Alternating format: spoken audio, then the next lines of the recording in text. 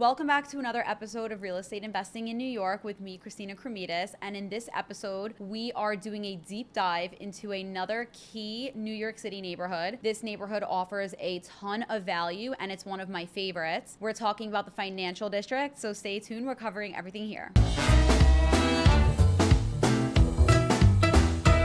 This is Real Estate Investing in New York with Christina Kremidas, helping you achieve a future of financial success by making intelligent real estate investment decisions today. Okay, I'd love to know what you guys think about the Financial District. If you were to take a moment and think about what you associate when you think about this neighborhood, and I'd love to know if the thought that you had is still the same after we go through this entire episode and you learn everything about the Financial District. Because what I often find is that people's perception and opinion of the Financial District is based on knowledge of years back. The Financial District has undergone a ton of reformation, new development, and growth in the past couple of decades, and it is a completely different place than what it was when you may have last looked at an apartment here or visited, or maybe you've seen it plenty of times but didn't stay long enough to notice the differences. So I'm very excited to tell you all about it. If you think of the Financial District and picture a quiet area that is mostly commercial, and after the finance guys go home at 5 p.m., there's not much going on, not much to do, very quiet. I actually had years back before a real estate agent, before I got into real estate, a real estate agent that I was working with at the time described the Financial District as Gotham City. And she's like, that place just creeps me out. So if that's how you picture the Financial District when you think of it, you're going to be so surprised by the end of this episode, because it is not like this at all. And a lot of the commercial has come out of the Financial District, and that's not really new news. That's been happening for a very long time. And most of the commercial actually went uptown in Midtown, maybe closer to Grand Central and Penn Station, which is very convenient for commuters. And the Financial District for a while didn't really have all that much going on. When I first found the Financial District years ago, how many years ago would it be? Probably 16 years or 17 years ago, as of now, which is 2024 right now. There was really nothing here. I came because I was attending college in the area, and there was Fulton Street literally just had a Burger King and a Foot Locker on it. And that was like all there was. And then at the end of Fulton Street was the South Street Seaport, and it was a very old, quaint, like village looking town that was waterfront. And there was a dilapidated mall that was so old, a vibe. It was very cool, but so old, no really good stores in there. And I think there was like, the stores we used to go into were Bath and Body Works and Victoria's Secret. And that was like literally all there was here. And I stayed in this area for a very long time, actually, just by, choice, and completely different now. So the commercial has gone. It's pretty much out. There's still commercial here, but it's not like what it was. And over time, these commercial buildings have converted into residential buildings. So what we're finding is that this area is becoming more and more of a residential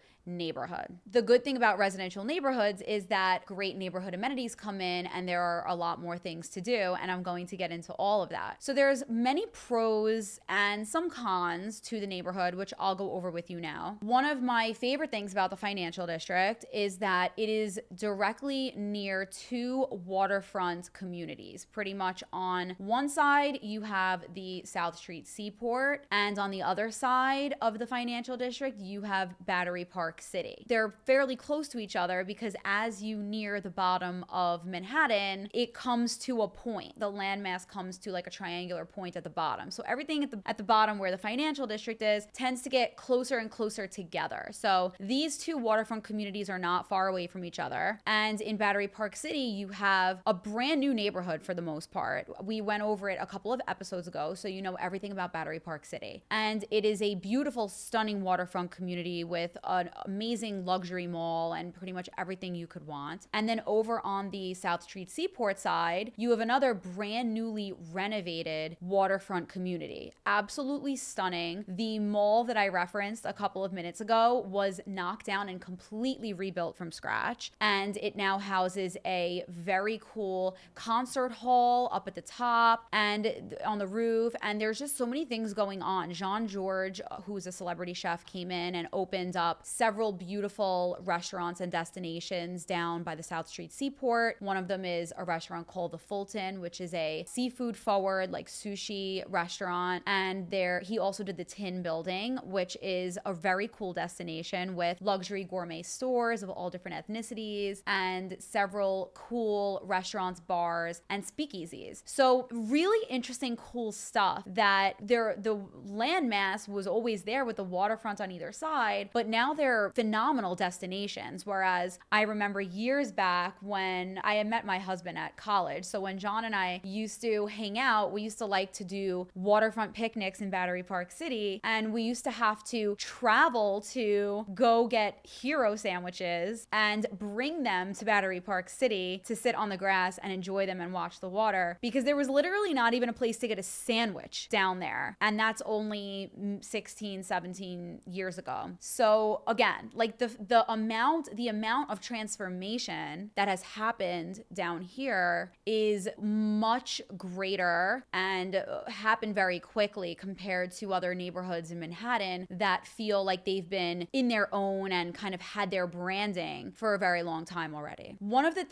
Another one of the things that I love about the financial district is that you have practically every single subway and transportation line down here that you could ever need. There are multiple ferry lines. You have multiple ferry lines over on the pier that's near the South Street Seaport and by Wall Street. And down at the southern tip of the financial district, you have the Staten Island Ferry. So again, no matter where you're coming from or going to in this area, you are so covered. You have the Brooklyn Bridge and you also have the Battery Tunnel right here. And one of the reasons why I've decided personally to stay in this area for so long, and why many of my clients also love this area and have stayed here for a long time, and why so many new people are now coming in, is because the convenience factor is just incredible. You have, again, every single subway and transportation line that you could need. There's the PATH train as well, right down here. And you also have the red line, the green line for the subways. You have the yellow line. You have the J, M, and Z lines. I think those are orange. Did I say yellow? You have the yellow line. The blue line with the A and the C. So you're very covered, and everything comes down to a point at the bottom. So whether you want to go to the east side or the west side of the city, depending on where you're headed that day, there's a subway line right in the financial district that all meets at Fulton Center Hub, and it will take you where you need to go. So personally, for someone like me who in real estate, I'm always running around and going from one neighborhood to the next, and from my apartment in the morning, I don't know exactly which direction I'm going to need to be from on a day-to-day basis. It is extremely convenient for me. I also go into Brooklyn a lot as well, and you have ultimate accessibility to every corner of the city from the financial district. So that is truly priceless, especially when it comes to rental potential and investment property potential, which we're going to get to later. The value in the financial district is incredible. You're getting a lot for your money down here when it comes to residential property and apartments, whether you're renting or you're buying. And I'm going to go into more of that later as well, along with my favorite buildings in the area that I would recommend if you're looking to invest and make a purchase. Something cool about the area is that, like I mentioned before, it's coming into its own. It's coming into its personal brand, and it's new. There really is, I'm sure if you think about the financial district, you might not think of like a personality or a look or a feel the way you might if you think of Soho or the Upper West Side, for example. These neighborhoods are fully branded. The financial district has not yet stepped into its own branding. There are a number of reasons why. Firstly, it started as commercial and that was its thing. So it's shaking that still still. And then it was set back with 9/11. So when 9/11 happened on that terrible day, the neighborhood was pretty much decimated. There were a lot of people that were here and left, and properties were trading for extremely low pricing, and people felt like it was not safe. And that took a long time to shake too. And of course, like rebuilding an area, like there were so many restaurants and buildings that were damaged and hurt at that time. It takes time to come back from that and to shake that memory. Not like the memory can ever be shaken, but the negativity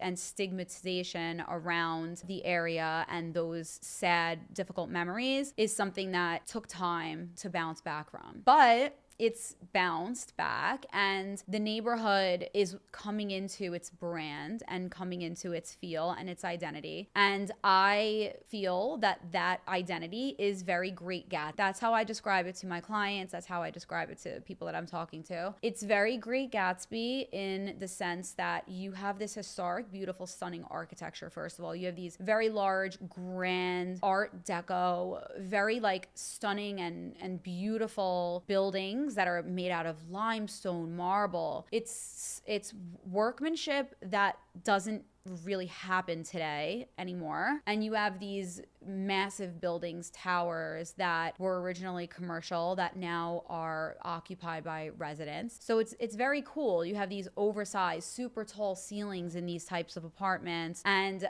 an oversized feel, and a big windows, and a level of luxury that these buildings are able to accommodate because of their size and grand stature that you're not getting elsewhere. And the new businesses that are coming into this area are in line with that feel and that look. When I say like Great Gatsby, Roaring 20s, we now have the Beekman Hotel that is part of the Thompson Hotel brand in the financial district that just not recently, it's been a few years now, but opened up, and it is absolutely gorgeous. Very, very cool lobby bar and a very high-end restaurant named Temple Court. And if you were to go into this restaurant or in this hotel, or just look it up online, the feel is just surreal. It's absolutely gorgeous. The architecture is stunning. It's not something that you see every day, and it's very dimly lit, velvet chairs and swanky type of feel, and very elevated. And this is what we're seeing in more and more of the businesses that pop up in the area. There's a new hotel on Wall Street called the Wall Street Hotel. Also same vibe, very different type of Roaring 20s sort of retro feel, nice and elevated. And the restaurants that have opened, we have gorgeous steakhouses. We have historic places down here like Delmonico's. You have the steakhouses, the old-fashioned type of like old New York feel that exists here that you're not finding as much elsewhere. And that has all culminated as the neighborhood has been rebuilt and rebranded. The new stuff that's coming in has really emphasized that and embraced that, and it is developing more and more into that kind of a brand. Back to restaurants and things like this, you have Stone Street in the financial district, which is a hot spot for happy hour and going out. It's a really, really cool little villagey feeling side street that is filled with outdoor seating, globe lights. It's a total vibe. It feels like you're in Europe, and it's a hot spot among locals, and now of course people traveling down to see it. And it's very unique to this area. You're not seeing something like that anywhere else. The history in the financial district is also something that no other area can really say the same for. The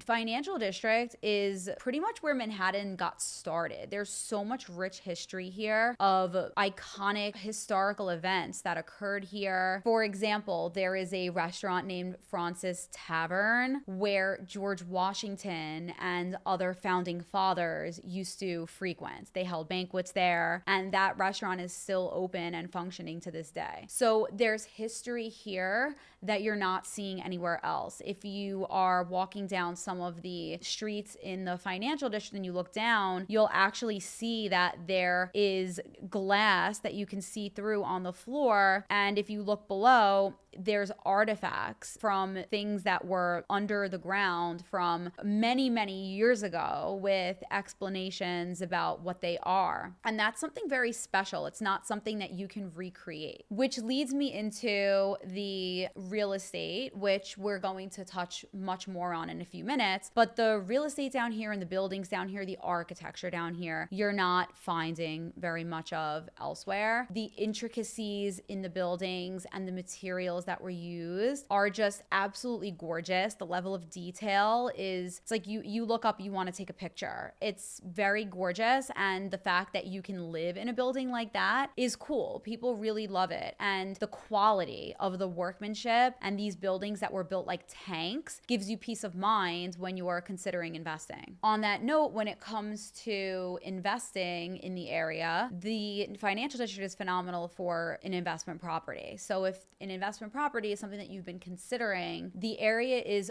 prime for rentals because there aren't many rentals on the market in the area, partially because it's simply not that big, and also because there are still many buildings that are not fully filled yet or ready for occupants. So if you were to do a search, for example, in the financial district for 1-bedroom rental apartments, as opposed to other areas, there's way less rental units available to rent. So for example, there are only 120 1-bedroom apartments right now in the financial district available for rent. And that might sound like a lot, but it is nothing compared to other neighborhoods in the city. So take Upper East Side, for example. There are 390 1-bedroom apartments currently available for rent on the Upper East Side. And in Midtown, there are 844 1-bedroom apartments available for rent. So in the financial district, you have a specific targeted consumer that is looking to rent in that neighborhood. Either they specifically want the transportation convenience, or they work in one of the big towers down here, like the World Trade Center, Brookfield Place, and they want to live close to it. That's one of the biggest reasons why people move to an area to begin with. But people that need that are specifically looking here. Your financial district customer very rarely is also exploring Midtown. They're very rarely also exploring the Upper East or the Upper West in their search. They tend to be very targeted on that area. Maybe they might be open to Battery Park or they might be open to Tribeca, but really very slim competition in the financial district. So when you have a rental listing in the area, it gets taken quickly and it goes for a very competitive rental price because there's not much else to be had. There's not many other comps that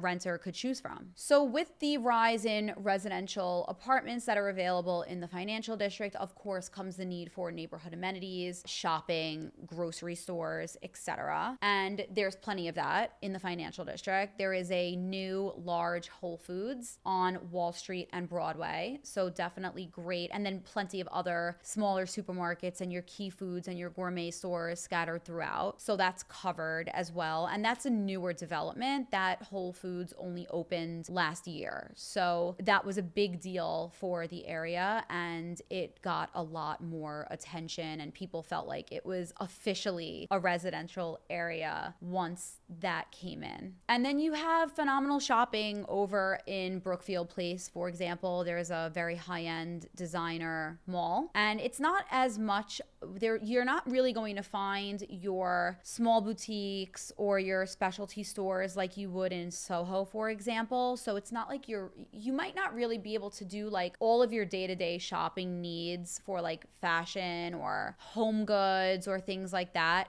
in the financial district. So that's one drawback, but you do have great access to a plethora of luxury type stores over at Brookfield Place and the other Westfield Mall. That does have, the Westfield Mall has an H&M and things like that. So, you know, depending on what you're looking for, you'll get by perfectly fine in the financial district when it comes to shopping. There's an Urban Outfitters. And then as far as the luxury, there's a Louis Vuitton, there is an Hermes down here down in the financial district on Broadway, and there is a Gucci, a Bottega Veneta, pretty much everything you could ever need in that department. So before we get into my favorite buildings in the area and more about the numbers and what the pricing looks like down in the financial district, I will give you the cons of the area quickly. And there are definitely some cons. With anything good, there's always there's always drawbacks, so we'll go over those now. If you're very into Central Park or going out like in very heavily trafficked nightlife areas, the financial district is not the most convenient to that. So it's maybe a 30 or 40 minute train ride to Central Park if you're taking the train, and if you're taking a car, you have a decent distance to cover between the financial district and the Central Park area. So you might hit traffic. So it's not close to that. I wouldn't consider it walkable unless you're a really avid walker. So that might be a drawback for you. And as far as if you like to go out in Soho, or if you like to go out in meatpacking, it's going to take you a little bit to get to there too. You're probably going to be getting into a taxi because those areas are not always as like commutable with public transportation. So that's something to consider if that's your lifestyle. As far as culture, Manhattan is very well known for its historic museums like the MoMA and the Museum of Natural History. And those museums are not near the financial district if that's something that you really enjoy doing, and if that's something that you have a lot of people from out of town visit and that's where you would be going. That's not close really to the financial district, so that's another something to consider. The financial district does have some new modern installations that will come in. Some are temporary, some are permanent. So if you like a modern type of experience, there are cool things in the financial district to see. There is a new, very interesting museum of sorts that opens called Mercer Labs. Fully immersive, very cool, like light and sound experience, like fully sensory experience is what I'm trying to say. So if you like stuff like that, it's here, but it's more of like modern stuff and not so much of the history with the museums that you would find uptown. When it comes to nightlife, there is nightlife in the financial district. There are great bars, and there are new lounges and clubs that have come in, but lounges and clubs are more recent, and it's not necessarily the hot spot for going out in terms of late nightlife and awesome clubs just yet. The ones that did open are very cool, but there's not like a ton of choice, or it's not necessarily the place where you can go to a specific club and then bar hop or club hop from there. There is a little bit less selection when it comes to that, and the bars are more like old school or Irish pubs, things like that. So it might not be the stuff that's open later at night. So it might be your scene, it might not be your scene when it comes to super active, busy nightlife. If you do go out and you're looking for a late night snack, whereas you may find really cool options like artichoke pizza in other neighborhoods, the financial district doesn't have that. There are late night pizza shops that are open, but you're going to be choosing from like very, very average selection for late night food. You'll get some delis that are open really late, but nothing like cool. Like you're not going out for, pommes frites like we used to have, or in other areas, or like I mentioned, like the artichoke pizza, or like the like Crocodile Lounge type of stuff. Like it's not that yet. So one of the other things that you could consider a con is that, like we discussed, the buildings are very tall, they're very grand, and there are a lot of them. So the con to that is that you might not really get views in your apartment unless you're paying for a top floor residence. A lot of the buildings are like piled onto each other to a certain extent, and the streets are narrow. So there's not a ton, it doesn't feel like a very sunlit neighborhood. If that's extremely important to you, you're gonna have to search a little harder for a sunlit apartment or pay. There are plenty of high floor, very beautiful sunlit residences that have water views, etc. You just have to pay for it. When it comes to the streets being narrow, they're often one-way streets. They feel like side streets. The financial district I mentioned comes down to at the bottom of the city to like a point. So you have the streets feel like side streets. They don't really feel like main streets. When I said the streets are narrow, one of the issues with that is that you can get stuck in traffic because a lot of the streets are one ways. So it's not really easy to get around a roadblock. And one of the biggest negatives that I find when you're dealing with narrow streets and big buildings, which means a lot of residents or apartments, is that garbage night can be gross because you have a lot of buildings dumping a lot of garbage bags out onto very small streets. So there are nights in the financial district on certain blocks where you feel like it's just a street full of garbage. So that can be the case, and there are streets, of course, that don't have that, and there are streets that do. But it's one of the things that definitely exists in the financial district is like those stacks of garbage on skinny streets and then like residual gunk that it leaves behind. That's one of the not beautiful or enjoyable parts of the area. And then when it comes to the streets in the area, I had mentioned that the financial district comes down to like a point at the bottom of the city. And the interesting thing about that is that all of the streets also kind of angle down and intersect in interesting ways, and they sort of come down to a triangle. They really don't run like a grid like the rest of the city does. So it's kind of easy to get lost in the financial district until you find your bearings and until you learn which street comes after this one, comes after this one. And or you could just, use Google Maps to get around. It's not the end of the world, but there's definitely a learning curve to the area and getting around in the financial district. And the streets tend to like merge into other streets. So you might be walking on Pearl Street and it just turns into Water Street all of a sudden. And that happens in the financial district. So it just takes,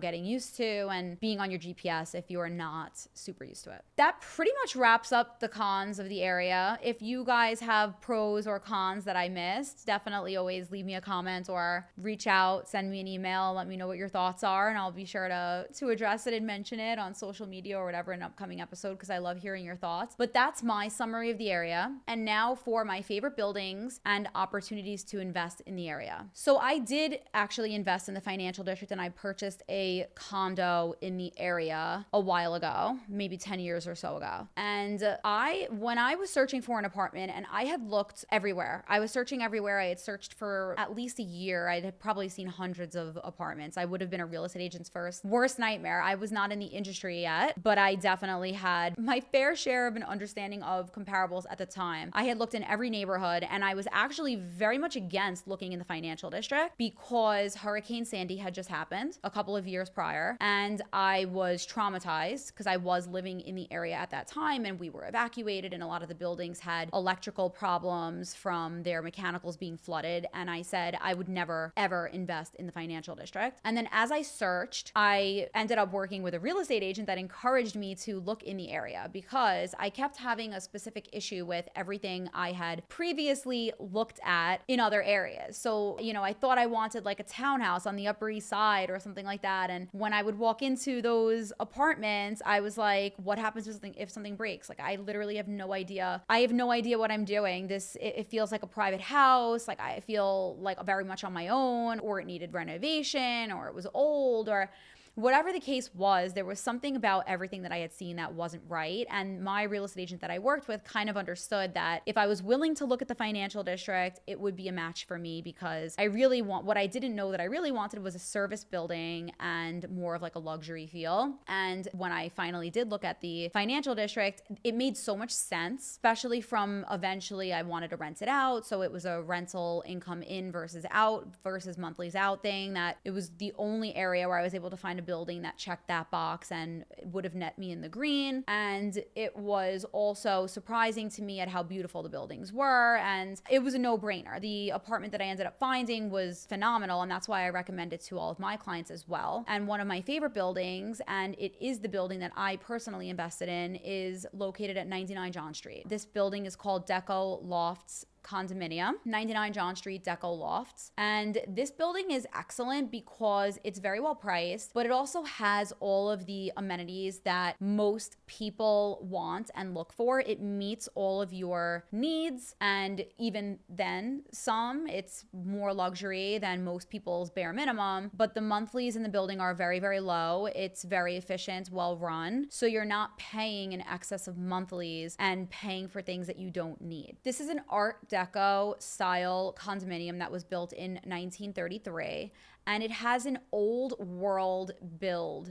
It's constructed with limestone facade, 16-inch concrete walls, classic architectural details, and many of the layouts in the apartments are a little bit unique with balconies and nice views, etc. The staff in the building is great. They're very attentive. They know all the residents by name, and the amenities are also phenomenal. There is a roof deck with gorgeous views of the entire lower Manhattan, but there's not just one outdoor space in the building. There's two outdoor spaces in the building. You have the roof deck as well as a 5th floor Zen garden, and that Zen garden is beautifully landscaped with lounge chairs and seating, and it has barbecue grills. So it's a cool area for residents to go hang out. There's a fully equipped gym. There's laundry in the building as well. So the building has everything covered. Full-time doorman, 24/7 concierge, and really those are the necessary boxes that need to be checked. So it does that. There are 439 units in the building. So it's one of the reasons why the building monthlies are reasonable, because they are spread over a large number of apartments. It's considered a larger building, and that allows for a equal spread of risk among the units and more owners to share expenses with, and more owners that are contributing maintenance that are, of course, building up the building's financials. As for the most recent year's worth of sales, so the most recent 12 months, the average price per square foot in the building is $1,132 per square foot. The average sale price in the building is $853,000, and the average monthlies in the building are only $1,442 a month, which is extremely low. This number includes your property taxes and your common charge payment, otherwise known as maintenance, and that's phenomenally low, below average for mostly any area in the city. My next favorite building in the area right now is located at 15 William Street. This is a building that was developed in 2008, ground up, new construction, very sleek, beautiful residential tower. This one has 319 units. So again, you're spreading your financials and your risk over many unit owners. And this building has an even better suite of amenities than the previous building that I just mentioned. This one has all of the bells and whistles, including an indoor heated swimming pool, a spa, an outdoor kids playroom, a dog run, and then of course the sun deck and the rooftop lounge, which is absolutely beautiful, as well as a very well-equipped gym. I like that a lot of the apartments in this building have water views, and they tend to be bright with nice exposures, and the service level in this building is beyond. I was blown away recently when I worked with a buyer and did a deal in this building. I helped a buyer purchase in this building. They went above and beyond. The service was absolutely phenomenal. Anything that we needed was immediately addressed. The managing agent was fully responsive, so responsive on email and in person like I had never seen before. Any question about the application process was immediately answered. Documents were straightforward. Everything was provided in an organized fashion. They had it together, and what I really appreciated, which is so unique, and I've only seen it happen really a few other times in the past, and even insanely iconic luxury, next level untouchable buildings don't even have this. When we did our final walkthrough to make sure that everything in the apartment was functioning, the resident manager actually, who's on site, escorted us and attended the final walkthrough with us, and they actually addressed every single question that my clients had. They personally took it upon themselves to write down questions that they were going to follow up on with them. They showed how great the service level is from the experience with my buyers right on day one for them. They walked us through and helped with the final walkthrough. They explained that this is unique. Most of the mechanicals in your unit, like ACs and appliances, most things that usually just fall on a resident owner to figure out on their own and fix on their own, this building helps you with. So we were looking at the AC and heating system, and they were like, don't worry about it. The resident manager was like, we've managed all this for you. We help you with all of this. Like, we'll cover this for you. It's no problem if it's not working. We'll, don't worry. You can always send us a note and we'll be right here. And everything was working, and everything was already connected to like smart thermostats. It was very, very nice. And that was incredible. It was really nice to see. And the level of care that the building put in and that the resident manager put in was practically unmatched. There was was another thing that was very cool, and I couldn't believe it when I saw it. The owners of the apartment that my clients were buying had done a kitchen renovation of their own. It was not the finishes that were delivered by the building back in 2008. They had done a renovation since then, and they had their own stuff. They had redone the cabinets, they had redone the appliances, they had their own kitchen put in. Usually, if you do that in a building, or really any residential building, whether or not it's the fixtures that were delivered to you by, let's say, an original sponsor, if you need something with respect to your finishes or your cabinetry or your appliances, that is something that you are figuring out and managing on your own. This building, I couldn't believe it. We were in the apartment and my clients asked a question about the kitchen. And I'm like, the resident manager that was with us is not going to be able to really consult on that. This has nothing to do with him. This is a kitchen that the prior owner put in. And I couldn't believe it, but he told them everything about the kitchen, even though it wasn't a building-wide kitchen. He told them everything about it, and he actually had he had spare cabinet fronts, he had parts of their appliances, and he's like, yeah, if you need any help with this kitchen, I can replace anything, I can help you with this. Truly couldn't believe it. So that's rare, and it's there in that building, and it's one of the reasons why I love that building. So it's an investment, great investment potential, as well as primary residence. The average price per square foot in this building at 15 William Street is $1,235. The average sale price is $1,360,000. And of course, this is the past 12 months of data. The average monthlies are $3,409 per month. That includes your taxes and your common charges. And that's more in line with average. And the median size was 1,273 square feet over the course of sales for the past year. Both of the buildings that I just mentioned, 99 John and 15 William, are financially strong. They're very smooth when it comes to due diligence and resale. So again, one of the reasons why I recommend them both. Next and last for now, unless you were to reach out to me and I can send you a whole list, the next building that I will tell you about that I think is very cool right now in the financial district is a brand new development. It's one of the most iconic new developments that has gone up, let alone not even just in this area, but in the city. This is located at 1 Wall Street. This building is really a level of luxury that is a step above, and the amenities really speak for it, and the apartments themselves speak for it. This is an Art Deco landmark building. It was originally built in 1931, and it underwent a intricate renovation done by developer Harry McClough. And this building really created a modern lifestyle destination. This is how they are like advertising this building, that never existed before. The apartments in the building, the apartments themselves they have luxury finishes, but you do need to pay to get something with good views or something very large. The apartments are on the smaller side, more so. And unless you're spending a couple of million, you're not getting you're not really getting much light or view exposure. But if you do have a bigger budget, the apartments can be very impressive. And as far as a rental apartment, I really do like the building for rentals, because even if you buy a more affordable apartment in the building and you're not getting real views or anything, a renter is happy to take it, and they want to become a part of the amenities, which are like a private club, and they want to have access to all of this. So it's still phenomenal for renting out, even if your budget is only around $1 million. The amenities are all encompassing, and they are called the One Club.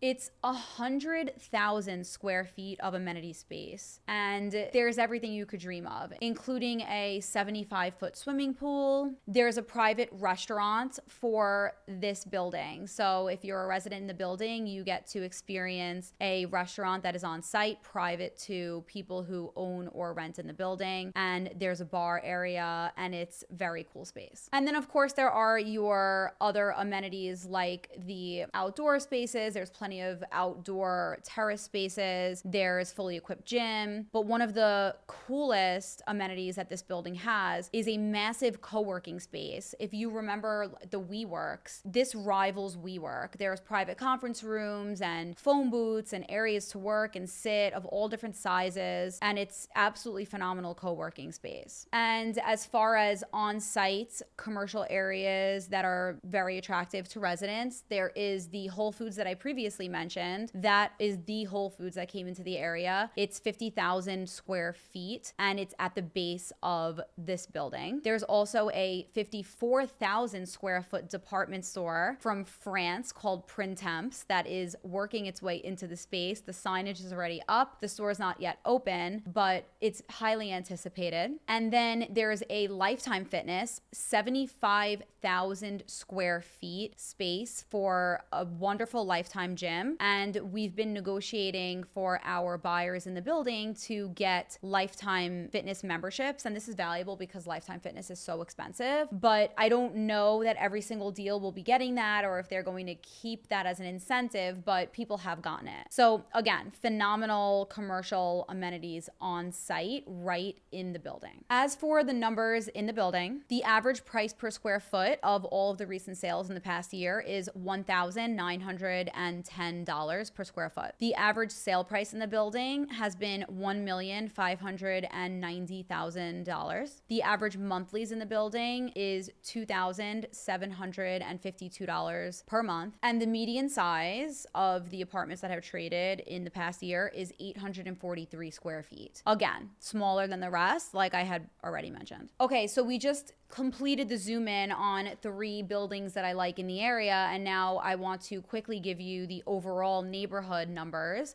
so you have an idea of how those compare to the average, and then we're gonna wrap it up. The average price per square foot in the financial district over the past 12 months for all apartment sizes is about $1,150. Compare that to the price per square foot of the Battery Park City neighborhood that neighbors it, for example, which we covered a couple of episodes ago. In Battery Park City, that average price per square foot was just over $1,400 per square foot. So as you can see in the financial district, you're getting a lot more value. Based on your tastes and preferences, of course, you may prefer another area that's trading for higher more, and that's totally fine. The average transaction price for apartments of all sizes in the past 12 months in the financial district was $1,180,000. And if you were to compare that to the numbers that we reviewed for Battery Park City, for context, in Battery Park City, it was just over $1.6 million. The average monthlies in the area have been $2,835 per month compared to Battery Park City, which was over $3,400 per month. And the median apartment size, based on what has traded in the past year, in the financial district was 928 square feet compared to the size of the median Battery Park City apartment that had traded, which was just over 1,000 square feet. And finally, the average discount rate in the financial district has been around 4.5% compared to the discount rate that we had recently looked at in Battery Park City, which was around 1.8%. So that sums it up. I hope that you feel like you have a solid understanding of this neighborhood. I will be doing deep dives into other relevant neighborhoods in New York City. I think that what we'll do is, since we've covered 2 downtown neighborhoods already, we'll start from downtown and work our way up and slowly cover every area of the city so that based on what you're interested in, we'll be able to get it addressed in detail for you. And of course, if you ever have any questions coming out of any of the episodes on this show, please reach out to me. I'd love to hear from you guys. My email address is christina.kremidas@element.com. And you can also go to my website, christinakremidas.com, and find all of my contact info that way. And I would love the opportunity to work with you if you're looking to buy or sell in the city. Of course, today more than ever, you really need a real estate agent that has the expertise and the knowledge that you're looking for. And I'm happy to be that person for you. Don't forget to follow along on social media. If you're not already, you can follow me at christina.kremidas is my handle on Instagram as well as TikTok. And finally, if you are listening to this episode on the podcast, thank you so much for being here. Please share the podcast with a friend or family member who you think would value this information. And finally, if you're watching on YouTube, again, thank you so much for being here. Please go ahead and share the episode. And keep in mind that there are 2 ways that you can consume this content. There is the podcast and there is the YouTube. Thank you so much for being here again, and stay tuned for the next one.